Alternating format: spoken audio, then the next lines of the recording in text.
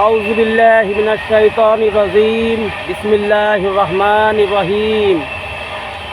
লা হাওলা ওয়ালা কুওয়াতা ইল্লা বিল্লাহ। লা ইলাহা ইল্লা আনতা সুবহানাকা ইন্নী কুনতু মিনাজ জালিমিন। বন্ধুরা আমার, আমি একজন গুনাহগার, কমজোর, দুর্বল মুসলমান।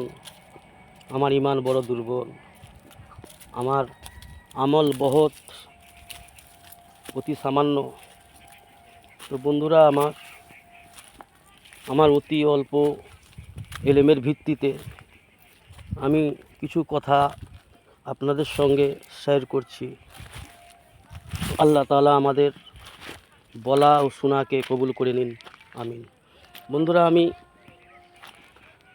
জুমার দিন একটু ফ্রি সময় পেয়েছি ভিডিও বানাবার জন্য। একটু বাড়ি থেকে মিনিট 10 পথ হেঁটে এসেছি। 10 মিনিট পথে দূরত্বে আমাদের এখানে ভোগপুর স্টেশন রয়েছে, ভোগপুর স্টেশন। তো বন্ধুরা,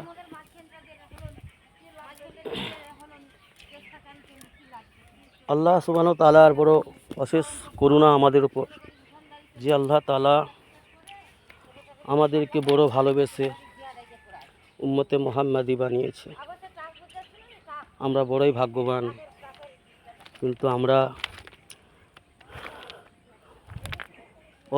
অবুঝ হওয়ার কারণে আমরা নিজের মূল্য নিজেরাই বুঝি না, নিজের মূল্যকে নিজেরাই মূল্যায়ন করি না। তাই আমরা ভুল পথে চলতে রয়েছি। বেশিরভাগ সমাজে, মুসলমান সমাজে যখন দেখি ভাই, বড় দুঃখ হয়, বড় কষ্ট হয়, বড় অন্তরে ব্যথা লাগে, বেদনা লাগে। আবার এমন কিছু সময়, এমন কিছু জিনিস দেখি যখন রাগ হয়। রাগ হওয়াটা উচিত নয়, রাগ হয়। রাগটা কেন হয়? যে ওদেরকে ভালো কিছু বুঝালে ওরা আবার ঘুরে বিতর্ক করে। ওরা হক কথাকে ওরা স্বীকার করতে চায় না। তখন একটু মনে কষ্ট হয়, রাগ হয়। তো রাগ হওয়ার সওয়াল আসে না। আমার নবী সাল্লাল্লাহু আলাইহি ওয়াসাল্লামকেও তো তখনকার দিনের মুশরিকরা ছেড়ে কথা বলেনি। কিনায় ব্যথা বেদনা দিয়েছে, কিনায় যন্ত্রণা দিয়েছে, কিনায় অপমানিত করেছে। যেমনভাবে পেরেছে ক্ষমতা প্রয়োগ করে আমার নবীর উপরে জুলুম অন্যায় করেছে। তাদের উপরে মুহাম্মদ সাল্লাল্লাহু আলাইহি সাল্লাম, আমাদের প্রিয় নবী জনাবে রাসূলুল্লাহ সাল্লাল্লাহু আলাইহি সাল্লাম, রাগান্বিতও হয়নি, তাদের জন্য কোনো রকম বদদোয়াও করেনি। সেই হাবিবের উম্মত আমরা। আল্লাহ ওনাকে হাবিব বলেছেন, খুব কাছের বন্ধু আল্লাহ পাকের। আর সেই রসুলের উম্মত আমরা হতে পেরেছি। আল্লাহর করুণা আমাদের ওপর, বড় করম, দয়া, মেহেরবানি করে আমাদেরকে আল্লাহ তাআলা সেই হাবিবের উম্মত বানিয়েছে। তো বন্ধুরা, এক্ষুনি একজন বুজুর্গ মানুষ, আমাদের পাশেরই পার্শ্ববর্তী মুসলমান ব্যক্তি, আব্বাতুল্য, তিনি একটা সাইকেল নিয়ে যাচ্ছে। সম্ভবত কোনো মাঠে ঘাটে কাজ করেন। দেখে বোঝা গেল যে উনি হয়তো কোনো মাঠে ঘাস বা কোনো কিছু নিয়ে আসতে যাচ্ছে। দেখলাম যে ওনার বেশ বড় দাড়ি আছে, আলহামদুলিল্লাহ। তো হাঁটুর উপরে কাপড়, লুঙ্গি তুলে সাইকেল চালাচ্ছে। জিনিসটা দেখে আমার হট করে মনে এলো যে এরকম মানুষ একটা নয়, আমাদের আশেপাশে তো অগণিত আছে। বড় দুঃখ লাগে দেখি অনেককে, যখন আমাদের আশেপাশে ব্যক্তি নিজেদেরকে বড় আল্লাহর অলি বলে আখ্যায়িত করে, অলি বলে লোকের কাছে প্রমাণ করার চেষ্টা করে, আল্লাহর নেক বান্দা বলে প্রমাণ করার চেষ্টা করে। কিন্তু যখন ইস্তেঞ্জা করে, দুই হাঁটু খুলে ইস্তেঞ্জা করে। এরকম ব্যক্তি অনেক আছে আমাদের সমাজে।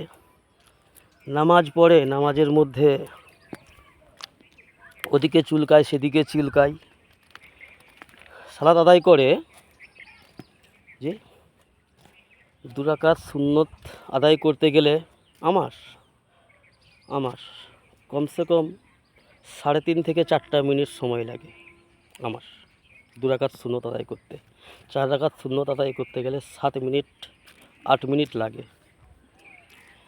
তো যখন দেখি পাশে আশেপাশে 2 রাকাত সুন্নত পড়ছে 1.5 মিনিটে, 4 রাকাত সুন্নত পড়ছে 3 মিনিটে, ভাবি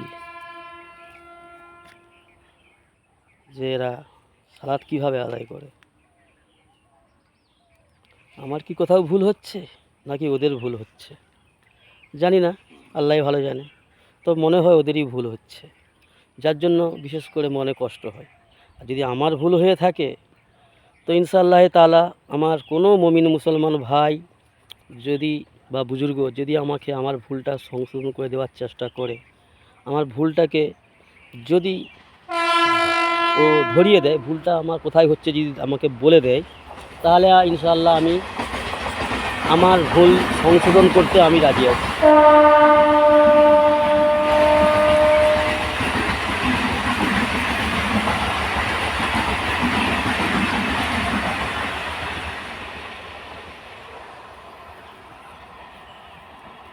হ্যাঁ, তো কী বলছিলাম ভাই, যদি আমার ভুল কোনো বুজুর্গ বৈশিষ্ট্য ব্যক্তি আমার ভুলটাকে আমার ধরিয়ে দেয় যে হ্যাঁ আমার ভুল হচ্ছে, যদি সেটা আমার কাছে মেহসুস করিয়ে দেয়, তো ইনশাআল্লাহ তাআলা আমি একজন এমনই আল্লাহর গুনাহগার বান্দা, আমি আমার ভুল সংশোধন করতে খুব পছন্দ করি।